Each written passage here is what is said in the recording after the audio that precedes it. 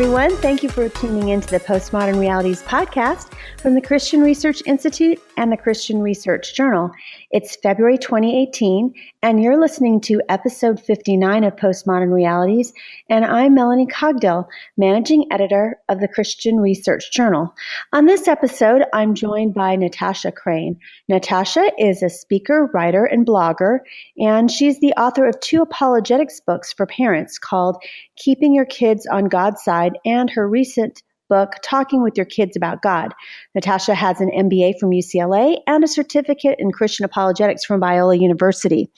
And Natasha has written a feature article for the volume 41 number 1 issue, and it's called Kindergartners Need Apologetics Too. Natasha, it's good to have you on. Hi, Melanie. Thanks so much. It's great to be on with you.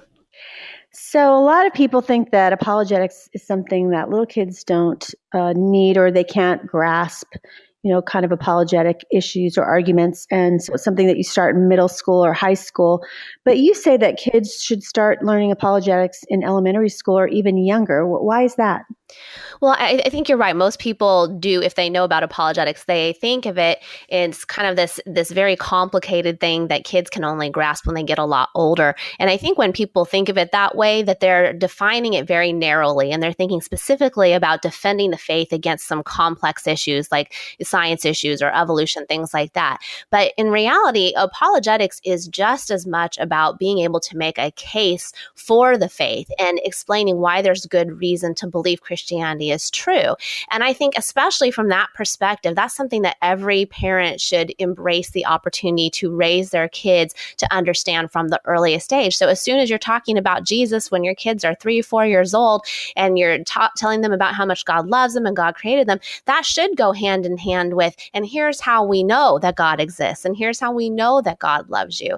And I think sometimes we assume, especially if we've been lifelong Christians ourselves, that kids are just going to immediately understand that and they're going to grab onto it. But that's not necessarily the case. And so we should welcome the opportunity to say, here's why we believe that Christianity is true, how we know that Jesus really came back from the dead, how we know that the Bible is true. All those questions are important to kids from an early age. And also along the lines of defending the faith, it's not just against these complex issues that come up when kids are teens, but this happens even when kids are very little. My kids are at a private Christian school, and even there we have families who maybe one parent is a Christian and one parent isn't, and so kids have very different views. And my kids have been told on the playground, well, I don't believe that God exists, or the Bible has fairy tales in it, so I don't believe it. So both from proactively making the case from an early age, because we should want them to be able to do that, and from defending the faith against some just very basic challenges, we should want to raise our kids with that understanding from kindergarten and on up. I know I've said on this podcast before that my oldest, who's now 21, when he was younger and he was even 3 years old, he was actually asking astute questions about the Trinity. So I know that even really young kids can, if you're telling them something about God, can kind of formulate that and try to figure out a question, and they'd like to ask why a lot.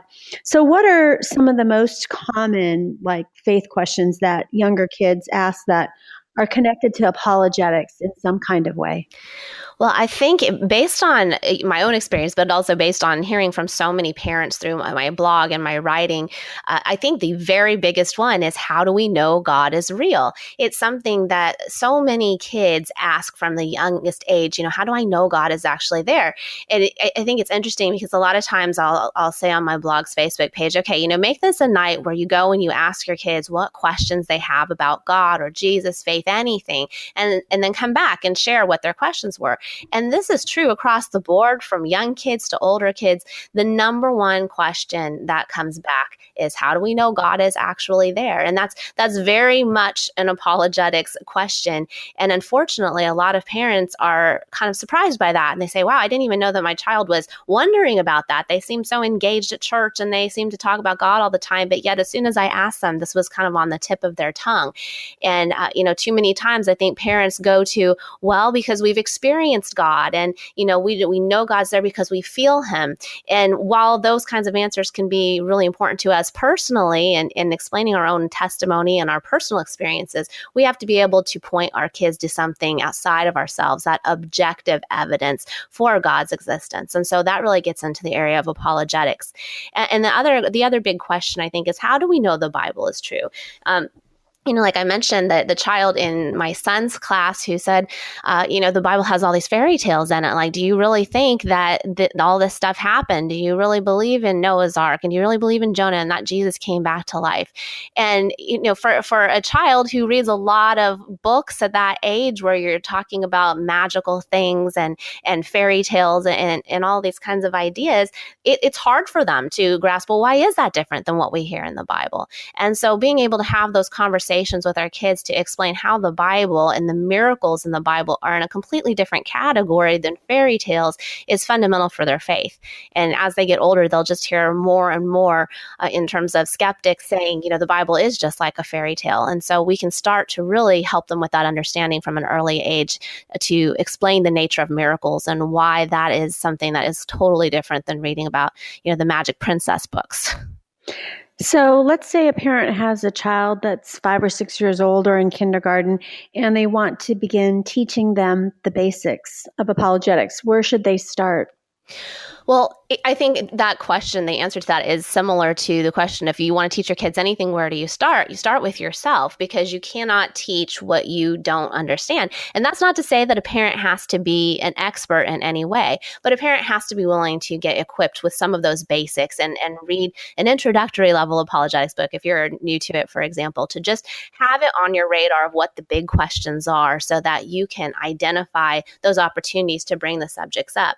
And I always think of this in terms of a two-pronged approach. I think of it in terms of using teachable moments and then creating moments. And what I mean by that is there are a lot of opportunities once you start understanding apologetics and you see what those issues are to integrate that kind of understanding into daily life. So say you're watching a movie with your kids and, the whole focus of the movie is on, following your heart, for example. Well, that's an opportunity to stop, pause the movie and talk about that and talk about, well, how does that impact your worldview? And what does it mean to follow your heart versus following God and God's objective truth? And where is our source of authority? Those are just kind of some basic kinds of conversations that you can begin to have even with young kids. And so those are the kinds of things that you can take advantage of with teachable moments. But then aside from that, there are a lot of things that don't just happen to come up in daily life that make for this nice and tidy teachable moment. We also have to create the moments. In other words, we have to be willing and able to bring up a conversation about things that didn't just happen.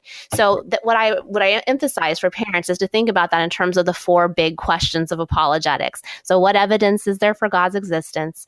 Do all religions point to the same truth? What evidence is there for the resurrection? And how do we know the Bible is reliable? Those are 4 big questions that you can use as a framework, whether your kids are in kindergarten or whether they're in high school or the rest of their lives. And you can begin by just teaching your kids one basic thing about God's existence and the evidence for God's existence.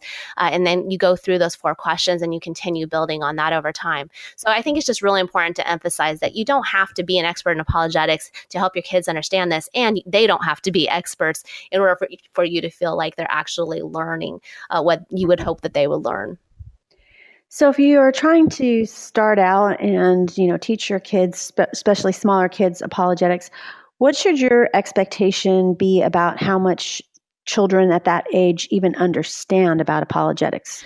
Yeah, I think that's a good question. And sometimes parents get very frustrated because especially if they happen to be into apologetics themselves and they're really passionate about it and they start kind of laying it on thick with their young kids because they want them to be apologists and philosophers, and they get frustrated easily because the kids aren't quite getting it. And I think it's just really important to keep the perspective that kids learn at all different rates and they learn in different ways. And just like with school, we have to find the best ways for them to learn the information that they need to learn. So there's not one standard thing that we can say, okay, every kid at age 5 needs to be able to understand the cosmological argument, for example. It doesn't have to be like that. I think that we should have kind of a framework, just like in an academic setting, we have a curriculum, and that would go back to those 4 questions that I mentioned before. But how much they're going to understand and be interested in at each age is going to differ. The important thing is that we're building over time. And I'd also say that a lot of times we have lowered expectations for our kids and we think that they can't understand very much. And that's also not true. Just to give one example, I remember when I first tried to explain the cosmological argument to my twins when they were in kindergarten, and just explaining, the universe had a beginning and things that begin to exist have a cause. That means the universe had a cause. And we were talking about what that means. And, they kind of seemed like they got it, but I really didn't know what they got out of it. And the next week, my younger daughter, she was outside and she let go of this balloon, and the balloon is, flying up into the sky. And she says, "Oh, it's going to heaven." And my son, who was in kindergarten then, he kind of rolled his eyes at her inside and he said, "Don't you know that God is outside of space and time?" And I was so surprised because I didn't know how much he had picked up. But when we talked about the cosmological argument, we were talking about how, if the cause created space and time and matter, that cause had to be outside of space and time and it had to be immaterial. So even at 5 years old, that's an example of what a child can pick up. And will every child understand the same things? Absolutely not. But the more that we introduce them to these ways of thinking, the more that they grab onto it as they grow. You're listening to the Postmodern Realities podcast from the Christian Research Institute and the Christian Research Journal. Today's guest is Natasha Crane. Natasha has written a feature article for the Volume 41, number 1 issue, and it's called Kindergartners Need Apologetics Too. To read her article, please subscribe to the journal. And I have some great news. We have a new lower subscription rate. It's only $33.50 now instead of $39.50 for a 6-issue subscription. So to subscribe online, visit equip.org. Well, one thing you were talking about earlier is that parents don't need to be like Bible scholars or experts to begin to teach their kids apologetics. And I know that usually we're pretty encouraged by if we attend our local church, we're pretty encouraged by what our kids learn. For instance, if your church has Sunday school or some kind of teaching time, and, our kids are learning Bible stories in that time. But usually it's not like you're saying the cosmological argument or the teleological argument or something when they're learning the basic Bible stories. So what are ways that we can build upon what they learn in Sunday school or they hear at children's church that would have an apologetic focus? Right. It's unfortunately true that, churches overwhelmingly are not focusing on apologetics, especially at the elementary age. But that doesn't mean that we can't utilize that. And kids are learning important stories from the Bible. But when they come home and we want to build on that, we first of all talk to them about, what did you learn this week and what story are you focusing on? But if you've taken the time to get yourself equipped in the area of apologetics, again, not an expert, but just enough understanding that you can identify how these Bible stories tie into apologetics topics, then it actually becomes quite easy to build on to that. So just to give you a couple of examples, let's say with Easter coming that your kids are talking about the resurrection at church. Well, I remember, and this will always stay with me, when I was first getting into apologetics and learning about it because I was getting attacked on my own blog several years ago. And, somebody came in, left a message for me, a comment on the blog, and he said, I know from science that dead people stay dead, so I know the resurrection didn't happen.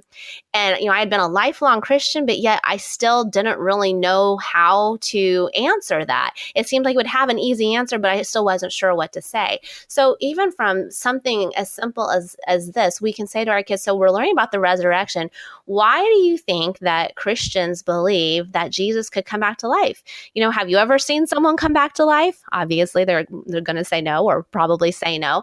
So why would we believe that's true? Why do we believe when we know people die, they stay dead, that they can come back to life?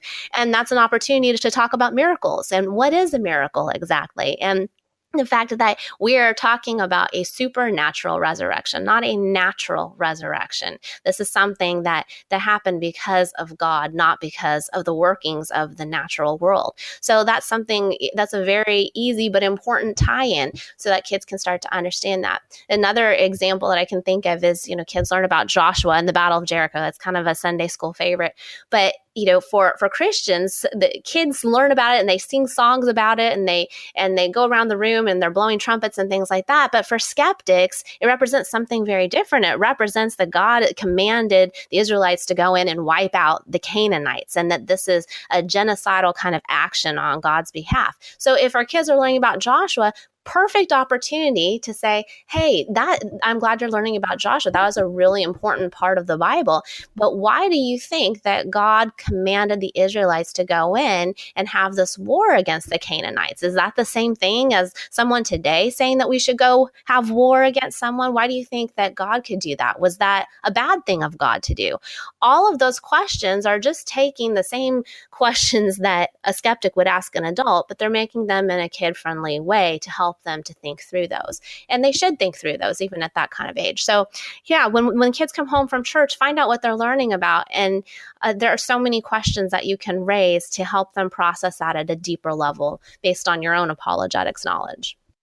And I know a lot of times parents, as a parent myself, that, like we were saying earlier, they're not sure if their kids can grasp stuff, but you were mentioning Easter and the resurrection. And I remember, probably because I work in apologetics, that I've always been, intentional with my own kids about it. But when my oldest child was in first grade at their Christian school in California, they were supposed to draw a picture that represented Easter. And his was the only one it looked like, I was like, what is this? Is this a black hole? And he said, no, Mama, that's the empty tomb, So he was grasping what we were talking about. And his was the only picture that was like that of the class. People drew other things that they thought Easter was about, but no one drew the empty tomb. And so it was just over time, you just wondered, is there any understanding? They're only in first grade, but there actually is probably more than we think. Well, one thing I'd like to ask you about is different tools that parents can use as they try to engage their kids with apologetics, little ones. And one idea that you've talked about is that you suggest playing logic games with young kids. Can you explain what these logic games are and why it's helpful for teaching apologetics to that age group? Yeah, this is something that I kind of just fell into doing with my kids that has just helped their thinking in so many ways. And as far as logic being important to apologetics, our kids, when we teach them about challenges to Christianity and we talk about these subjects, they're not going to always encounter them in nice, tidy packages, where someone says, how do you know that God exists? A lot of times that's going to come in a whole package of rhetoric from someone. And so it's important that our kids learn to think well, that it's not just about building a case or defending the faith, but they can actually think well and draw good conclusions from arguments or spot bad conclusions. And so this idea came about because when my daughter was maybe 4 or 5 years old, she was just the queen of bad logic. She would say things like, and every parent has experienced this, but I could ask her, where are your shoes? And she says, they're nowhere in the house. And you say, well, how do you know that? I looked in the living room. And like I said, every parent has experienced that kind of logic with their kids, but you can actually capitalize on this because when your kids use that kind of bad logic, it's an opportunity to say, hey, what you just said, is that good logic or bad logic? If my shoes, and you rephrase the argument, you say, if my shoes are not in this room, that means they're nowhere in the house. Is that good logic or bad logic? And if you have other kids in the family, they'll be more than happy to point out when that's a bad logic example. And it's just an opportunity for everyone to see, let's draw good conclusions from what we're doing. And so as I started pointing this out to the kids, they actually asked me on the way to school, hey, can you give us examples of bad logic and good logic for us to guess? And so I started doing things like, okay, God, I cannot see God. That means he doesn't exist. Good logic or bad logic? And that's just a very simple example, but they would say bad logic. And I'd have to ask them, okay, well, explain to me why. And from there, they can explain, well, there are lots of things that we can't see, but we know that they exist. You can give them examples of good logic too. If you're going outside and it is very icy, you should not run on the ice, good logic, or bad. Obviously, that's good logic. And so I give them all these kinds of challenges. And we've been doing this now for probably 4 years. And we still play this because they find it interesting to kind of figure out, is that good logic or bad logic? And I give them more advanced examples now. But it's helpful too, especially with kids who aren't necessarily interested in some of these conversations, because it gets them to think. And you can use examples that have nothing to do with faith, that are just about logic, and they learn how to think well, and that's going to serve them later. And an example of that kind of question would be, if Mary says 2 + 2 = 1 and John says 2 + 2 = 4, that means there's no right answer, good logic or bad logic. Well, that's an example of bad logic, because just because people disagree doesn't mean that there's not one right answer. That wasn't about faith at all, but you can see the application to faith and the question of what is an objective truth and a subjective truth later. So it's been very powerful for our kids, and just learning how to think well and to spot good and bad logic. And so I really recommend doing something like that, because kids find it interesting and it will serve them very well later. I know another tool you've talked about that you've used in your own family is what you're calling Questions Night. And so what is Questions Night? How does it work? And again, how does that help in teaching younger kids apologetics?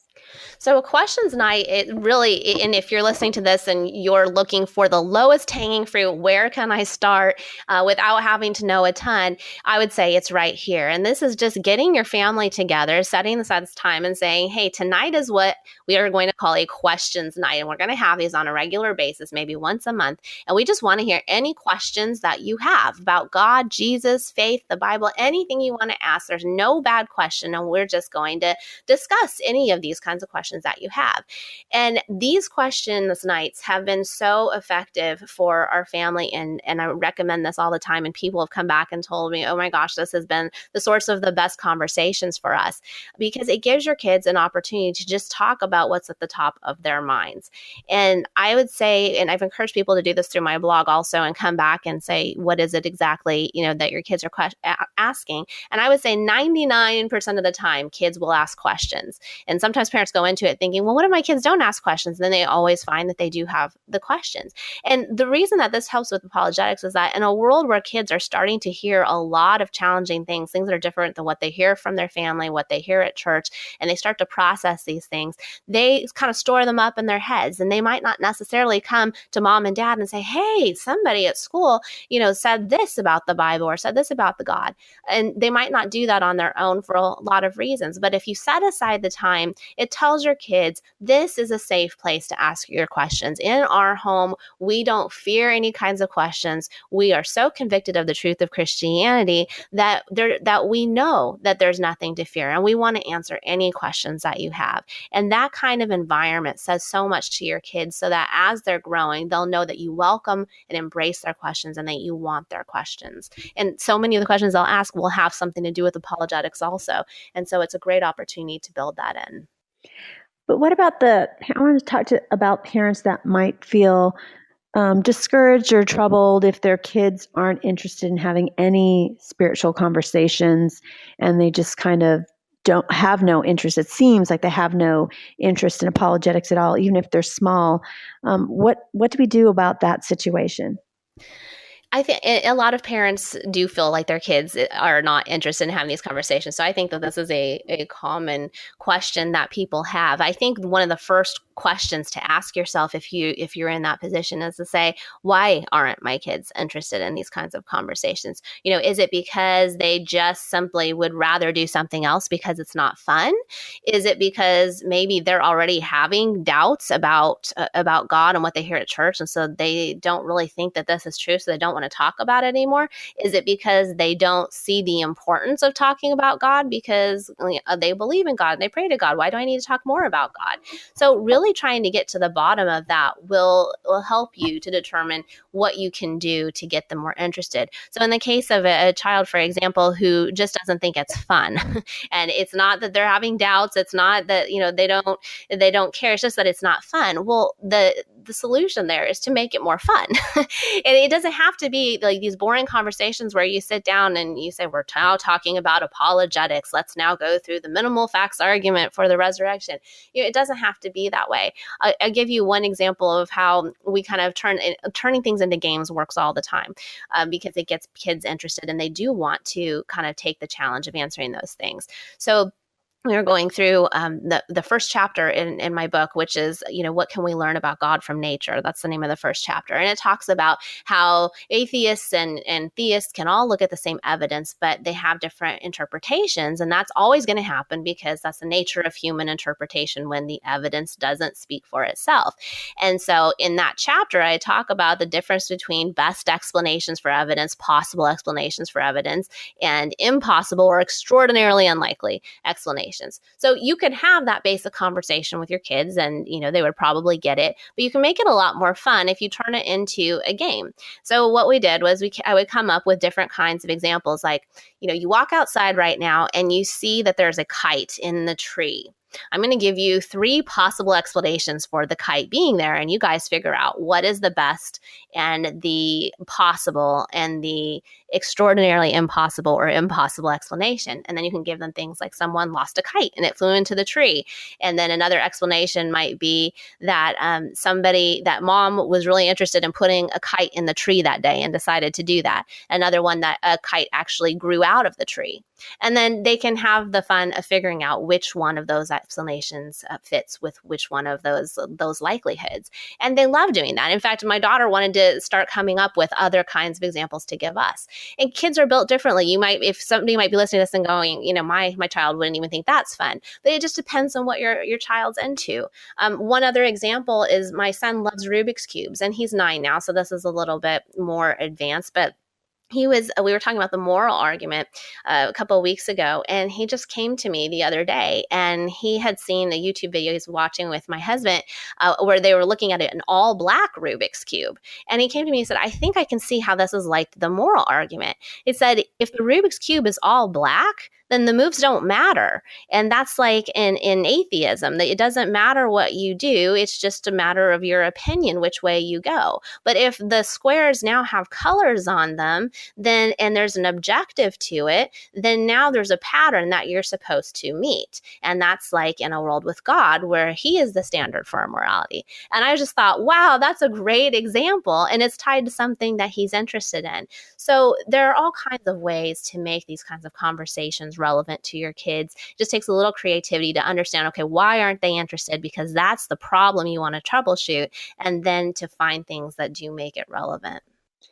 So what should parents do if it seems like even at a young age, their little kid says, well, I'm not sure if God exists, or I'm not sure if the Bible is true? How should they handle some of those situations, like you were saying at the Christian school, even where your children attend, even on the playground, people have said, well, God doesn't really exist, or I don't believe in God. So how do we handle that when we hear about those things, or when our child tells us they have doubts? I think the most important thing that we can do, and this is with a child of any age, is to ask a lot of questions to understand exactly what your child is questioning. For example, they might come to you and say, little Mary on the playground says that the Bible isn't true. And maybe by telling you that, what they really want to know is how they can talk to her, because they're not bothered by that, but they want to know how to evangelize to her. And that's one kind of question. But if they're coming and saying, I think that the Bible isn't true, then you want to start asking questions and say, well, how did you come to that conclusion? Why don't you believe that the Bible is true? And listen to what they're giving you, because maybe they say, for example, well, the Bible is 2,000 years old. Somebody at school said that it's so super old, so we can't trust it. So then you can have conversations about why a book being old has nothing to do. That's a bad logic example, right? That the age of a book has nothing to do with whether or not it's true. But you wouldn't know what kind of conversation to have unless you first ask the questions to really dig in and kind of be that detective to understand what your kids are saying. And, sometimes it's a very specific kind of question. So a child might say, I don't believe in God anymore.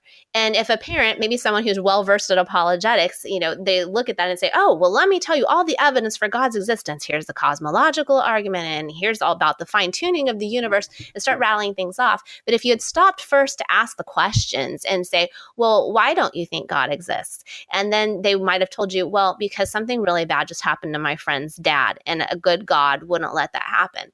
That's a totally different conversation. That's talking about the problem of evil and suffering. And what does that say about God, or what does it not say about God?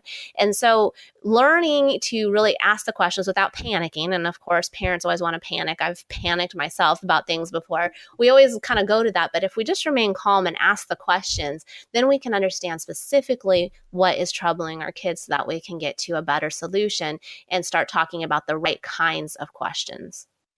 Well, you've given us a lot of ideas for parents, for sure, but there might be some parents out there saying, this is totally overwhelming. I'm not an apologist.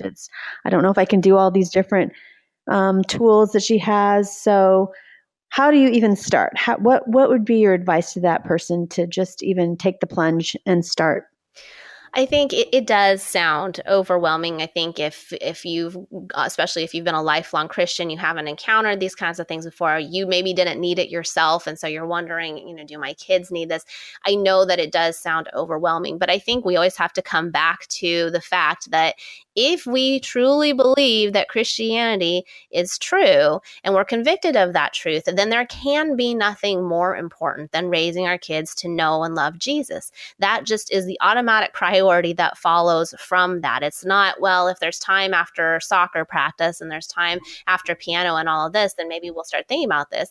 It can't be that way. I mean, we just have to be honest with ourselves that our kids' relationship with Jesus has eternal implications. And so we have to put it first. When we do put it first, then the question is, okay, so what exactly does that mean for me as a parent? What do I need to do?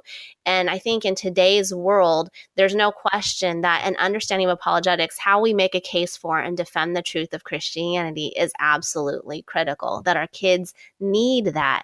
And so as a parent, if your kids had a horrible disease, I can guarantee you that you would research everything and you would put yourself fully into that to figure out how to help them.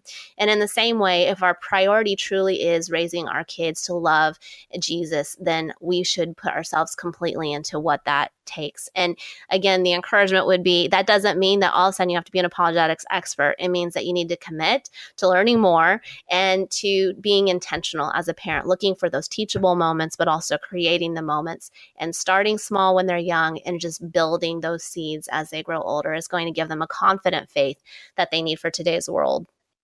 And I would like to encourage parents too that it's not like you're going to have a classroom setting or something at your home. There's a lot of, as you mentioned, opportunity to just along the course of the day, doing carpool, sitting in the car with your kids is a great time to ask questions or to talk to them about spiritual things. And then at dinner time, so it's not like, you have to have a special regular time that you do this. Is as you dip your toe into the water, you can definitely find those opportunities to talk to your kids. Well, finally, I want to end with some fun rapid fire questions for Natasha. So, Natasha, In-N-Out or Mexican food? Mexican. Is there a book that you're currently reading aloud to your kids? That I'm reading aloud to my kids? Well, we're actually working through my book right now with our family time, talking with your kids about God. Do you know how to change a tire? No. Which Southern California freeway has the worst traffic jams? The 5, for sure. And the beach or the mountains? Mountains. Well, thanks, Natasha, for being a guest on the Postmodern Realities podcast. Thank you so much for having me on. It's been great to be with you. Yes, it's been great to have you on. Today's guest has been Natasha Crane. Natasha has written a feature article for the Volume 41, number 1 issue called Kindergartners Need Apologetics Too. To read her article, please subscribe to the journal. We have a new lower subscription rate of $33.50. It used to be $39.50, and that's for a 6-issue subscription. So to subscribe online, go to equip.org. We'd like to hear from you, so connect with us on social media, like the Bible Answer Man Facebook page, and follow CRI Christian Research Journal, Hank Hanegraaff, and the Bible Answer Man on Twitter. Follow the Bible Answer Man on Instagram, and please subscribe to the Bible Answer Man channel on YouTube. If you like this episode, please subscribe to the Postmodern Realities podcast on iTunes and rate and review our podcast. The more people that rate and review our podcast, the more people can find it. And so please share this episode on your social media accounts. Be sure you tune in daily to the Bible Answer Man broadcast, hosted by CRI President Hank Hanegraaff, who answers your questions live on air. To ask Hank a question, call 888-ASK-HANK, Monday through Friday at 6 p.m. Eastern Time. Hank is also streaming live each week on Facebook and YouTube, so please go to equip.org for dates and times. In addition, head to iTunes and subscribe to Hank Unplugged, which is Hank's new audio podcast. Follow Hank off the grid, where he has in-depth conversations with some of the brightest minds discussing topics you care about. So until our next Christian Research Journal author conversation, thanks for listening to the Postmodern Realities podcast.